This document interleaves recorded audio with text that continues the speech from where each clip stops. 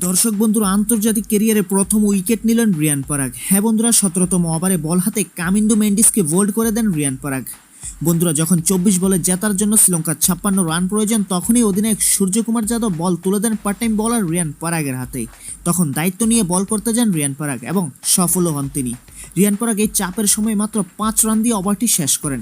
এর সাথে নিজের আন্তর্জাতিক প্রথম উইকেট শিকারও করেন এই ওভারে এবং আবারও বল হাতে 20তম ওভারে এসে 2 বলে 2 উইকেট শিকার করেন রিয়ান পরাগ।